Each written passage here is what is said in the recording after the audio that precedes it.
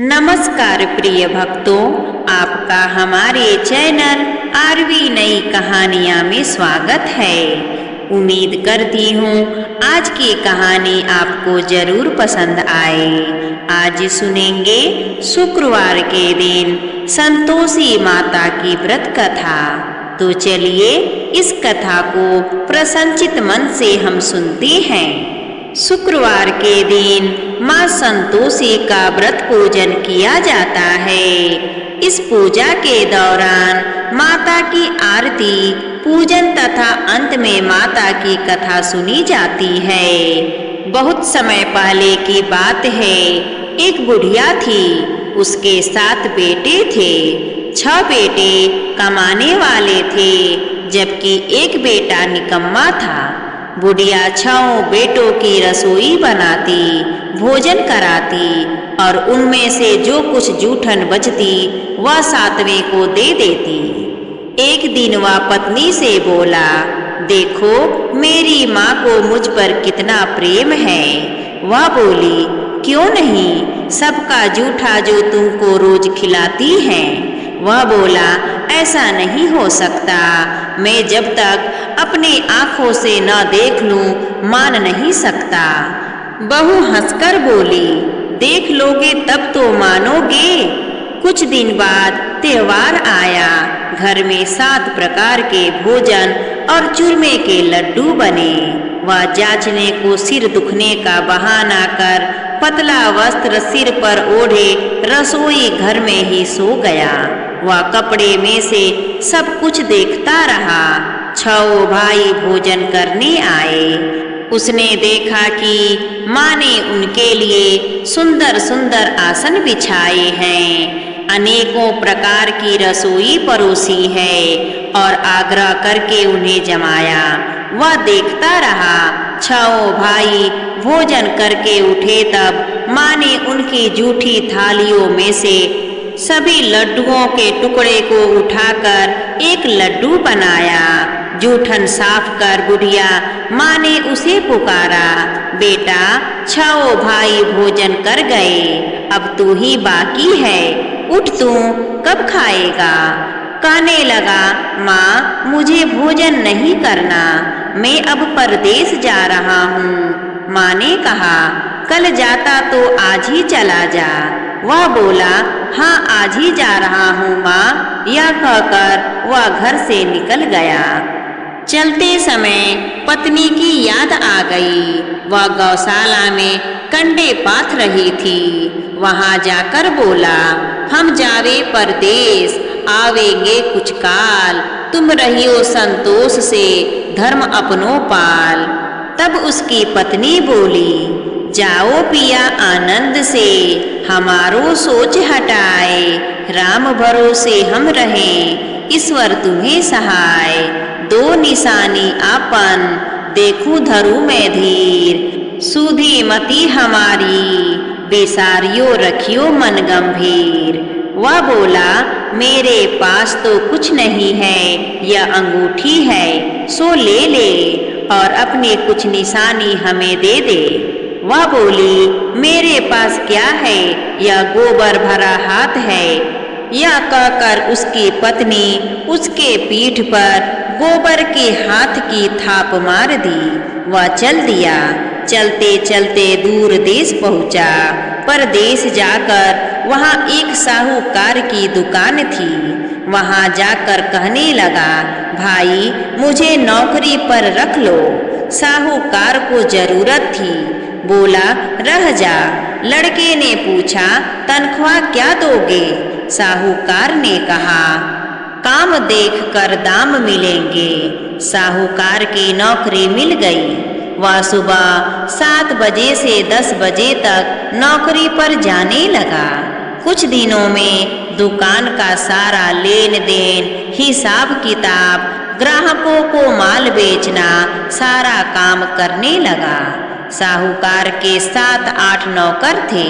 वे सब चक्कर खाने लगे कि यह तो बहुत होशियार बन रहा है। सेठ ने भी काम देखा और 3 महीनों में ही उसे आधे मुनाफे का हिस्सेदार बना लिया। वह कुछ वर्ष में ही नामी सेठ बन गया और मालिक सारा कारोबार उस पर छोड़कर चला गया। इधर उसकी पत्नी को सास ससुर दुख देने लगे। सारी गृहस्थी का काम करा के उसे लकड़ी लेने जंगल में भेजते थे।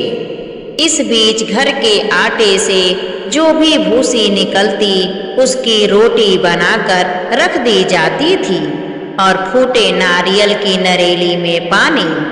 एक दिन वह लकड़ी लेने जा रही थी। रास्ते में बहुत सी स्त्रियां संतोषी माता का व्रत करती हुई दिखाई दी।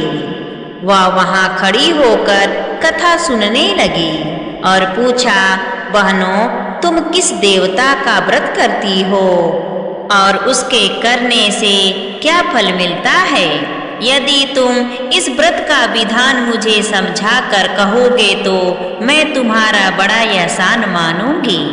तब उनमें से एक स्त्री बोली, सुनो, यह संतोषी माता का व्रत है।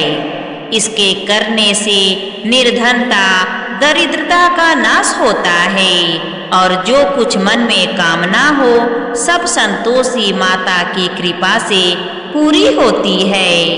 तब उसने उस महिला से व्रत की विधि पूछी। वह भक्तिनी स्त्री बोली, 1.25 आने का गुड़ चना लेना, इच्छा हो तो 5.25 आने का लेना या 1.25 रुपए का भी सहूलियत के अनुसार लेना। बिना परेशानी और श्रद्धा व प्रेम से जितना भी बन पड़े सवाया लेना। प्रत्येक शुक्रवार को निराहार रहकर कथा सुनना। इसके बीच क्रम टूटे नहीं, लगातार नियम का पालन करना।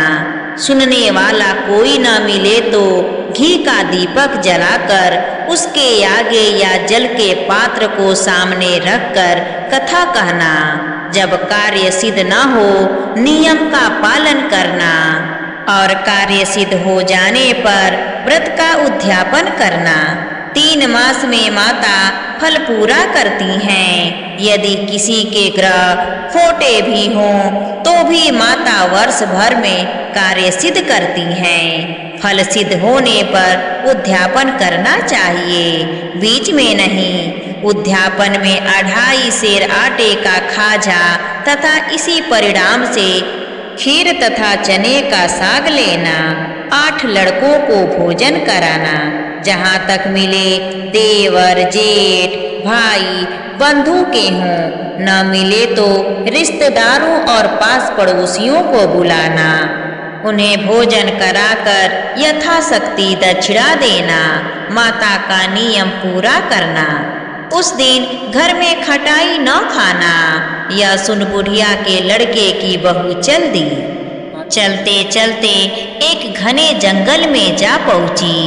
वहां जंगल में बहुत सारी लकड़ियों का गट्ठे बनाकर रास्ते में लकड़ी के बोझ को बेच दिया और उन पैसों से गुड़ चना ले माता के व्रत की तैयारी करने चली। चलते चलते थोड़ी ही दूर पहुंची कि उसे सामने एक मंदिर दिखाई दिया। मंदिर देखकर पूछने लगी, यह मंदिर किसका है? सब कहने लगे, संतोषी माता का मंदिर है। यह सुनकर माता के मंदिर में जाकर उनके चरणों में लौटने लगी। दिन व दिन विनती करने लगी, माँ, मैं निपट अज्ञानी हूँ, व्रत के कुछ भी नियम नहीं जानती, मैं दुखी हूँ। हे माता जगत जननी, मेरा दुख दूर कर, मैं तेरी शरण में हूँ। तब माता को उस औरत पर दया आई। एक शुक्रवार बीता कि दूसरे ही शुक्रवार को उसके पति का पत्र आया और तीसरे शुक्रवार को उसका भेजा हुआ पैसा आ पहुंचा। यह देखकर उसके जेठ जेठानी उससे मुंह सिकोड़ने लगे। लड़के ताने देने लगे, काकी के पास तो पत्र आने लगे हैं, अब रुपया आने लगा, अब तो काकी की खातिर बढ़ेगी। बेचारी सरलता से कहती, भैया कागज आवे रुपया आवे, हम सबके लिए अच्छा है। ऐसा कहकर आंखों में आंसू भरकर संतोषी माता के मंदिर में आकर मातेश्वरी के चरणों में गिरकर रोने लगी। माँ, मैंने तुमसे पैसा कब मांगा है? मुझे पैसे से क्या काम है? मुझे तो अपने सुहाग से काम है। मैं तो अपने स्वामी के दर्शन मांगती हूँ। तब माता ने प्रसन्न होकर कहा, जा बेटी, तेरा स्वामी आएगा। यह सुनकर खुशी से बावली होकर घर में जाकर काम करने लगी। अब संतोषी माँ विचार करने लगी कि इस भोली पुत्री को मैंने कह तो दिया है कि तेरा पति आएगा, लेकिन कैसे? वह तो इसे स्वप्न में भी याद नहीं करता है। उसे याद दिलाने को मुझे ही जाना पड़ेगा। इस तरह माताजी उस बुढ़िया के बेटे के पास जा स्वप्न में प्रकट होकर कहने लगी, साहूकार के बेटे सो रहा है या जागता है? वह कहने लगा, माता, सोता भी नहीं, जागता भी नहीं हूँ, कहो क्या आज्ञा है? तब माँ कहने लगी, तेरे घर बार कुछ है कि नहीं? वह बोला, मेरे पास सब कुछ है। माँ है, बाप है, बहू है, क्या कमी है? माँ बोली, भोले पुत्र, तेरी बहू घोर कष्ट उठा रही है। तेरे माँ बाप उसे परेशानी दे रहे हैं। वह तेरे लिए तरस रही है, तू उसकी सूध ले। वह बोला, हाँ माताजी, यह तो मालूम है, परंतु जाऊं तो कैसे जाऊं? परदेश की बात है, लेन देन का कोई हिसाब नहीं, कोई जाने का रास्ता नहीं आता, कैसे चला जाऊं? माँ कहने लगी, मेरी बात मान, सवेरे नहा धोकर संतोषी माता का नाम लेना, घी का दीपक जलाना, दंडवत कर दुकान पर जा बैठना। देखते देखते सारा लेन देन चुक जाएगा, जमा का माल बिक जाएगा। साँझ होते होते धन का भारी ढेर लग जाएगा। अब बूढ़ी माता की बात मानकर वह नहा धोकर संतोषी माता को दंडवत घी का दीपक जलाकर दुकान पर जाकर बैठ गया। थोड़ी देर में देने वाले रुपया लाने लगे, लेने वाले हिसाब लेने लगे। कोठे में भरे सामान के खरीदार नकद दाम में सौदा करने लगे। शाम तक धन का भारी ढेर लग गया। मन में माता का नाम ले चमत्कार देखकर प्रसन्न होकर घर को जाने के वास्ते गहना कपड़ा सामान खरीदने लगा। यहाँ काम से निपट तुरंत घर को रवाना हुआ। उधर उसकी पत्नी जंगल में लकड़ी लेने जाती, लौटते वक्त माताजी के मंदिर में विश्राम करती। वह तो उसके प्रतिदिन रुकने का रोज स्थान ठहरा था। धूल उड़ती देख वह माता से पूछती है, हे माता, यह धूल कैसी उड़ रही है? माता कहती हैं, हे पुत्री, तेरा पति आ रहा है। अब तू ऐसा कर, लकड़ियों के 3 बोझ बना ले, एक नदी के किनारे रख और दूसरा मेरे मंदिर पर और तीसरा मेरे सिर पर। तेरे पति को लकड़ियों का गट्ठर देख मोह पैदा होगा, वह यहाँ रुकेगा, नाश्ता पानी खाकर माँ से मिलने जाएगा। तब तू लकड़ियों का बोझ उठाकर जाना और चौके में गट्ठर डालकर जोर से आवाज लगाना, लो सासू जी, लकड़ियों का गट्ठर लो, भूसी की रोटी दो, नारियल के नरेली में पानी दो, देखो आज मेहमान कौन आया है। माता जी से बहुत अच्छा कहकर वह प्रसन्न मन में लकड़ियों के 3 गट्ठर बनाई, एक नदी के किनारे पर और एक माता जी के मंदिर पर रखा। इतने में मुसाफिर आ पहुंचा। सूखी लकड़ी देख उसकी इच्छा उत्पन्न हुई कि हम यहीं पर विश्राम करें और भोजन बनाकर खा पीकर गांव जाएं। इसी तरह रुककर भोजन बनाकर विश्राम करके गांव को गया। गांव जाकर सबसे प्रेम से मिला। उसी समय सिर पर लकड़ी का गट्ठा लिए वह उतावली सी आती है।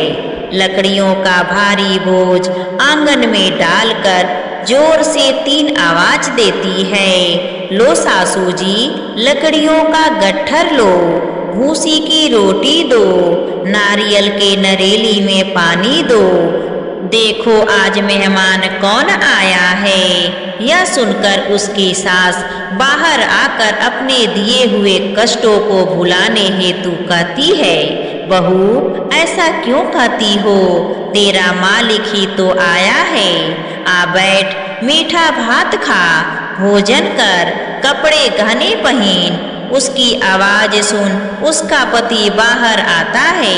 अंगूठी देख व्याकुल हो जाता है। माँ से पूछता है कि माँ यह कौन है। तब माँ बोलती है, बेटा यह तेरी पत्नी है। जब से तू गया है तब से सारे गांव में भटकती फिरती है। घर का काम काज कुछ नहीं करती, 4 पहर आकर खा जाती है। वह बोला, ठीक है माँ। तब बेटे ने अपनी माँ से कहा, मैंने इसे भी देखा और तुम्हें भी देखा, अब दूसरे घर की चाबी दो, मैं उसी में रहूँगा। माँ बोली, ठीक है, जैसी तेरी मर्जी। तब वह दूसरे मकान की 3री मंजिल का कमरा खोल सारा सामान जमाया। एक दिन में राजा के महल जैसा ठाट बाट बन गया। अब क्या था, बहू सुख भोगने लगी। इतने में शुक्रवार आया। उसने पति से कहा, मुझे संतोषी माता के व्रत का उद्यापन करना है। तब पति बोला, खुशी से कर लो। वह उद्यापन की तैयारी करने लगी। जेठानी के लड़कों को भोजन के लिए कहने गई। उन्होंने मंजूर किया, परंतु पीछे से जेठानी ने अपने बच्चों को सिखाया कि देखो बच्चों, भोजन के समय खटाई जरूर मांगना, जिससे उसका उद्यापन पूरा नहीं हो। उसके बाद लड़के ने अपनी माँ की कही हुई बात को ध्यानपूर्वक सुना और अपनी काकी के घर भोजन करने आए। खीर खाना पेट भर खाया, परंतु बाद में खाते ही कहने लगे कि हमें खटाई दो, खीर खाना हमको नहीं भाता। यह सब खाना देखकर हमें अरुचि होती है। वह कहने लगी, देखो बच्चों, खटाई किसी को नहीं दी जाएगी, यह तो संतोषी माता का प्रसाद है।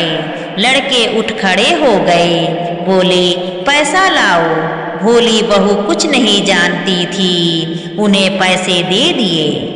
लड़के उसी समय हट करके इमली खटाई ले खाने लगे।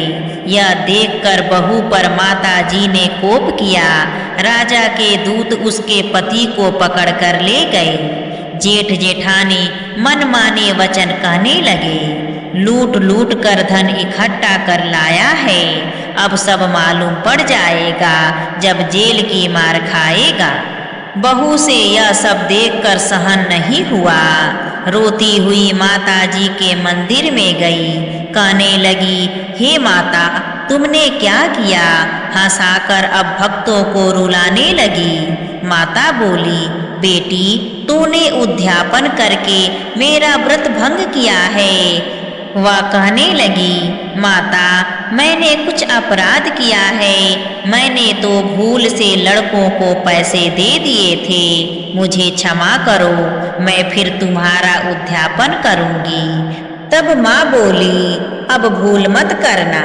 वह कहती है, अब भूल नहीं होगी, अब बतलाओ वे कैसे आवेंगे। माँ बोली, जा पुत्री, तेरा पति तुझे रास्ते में आता मिलेगा।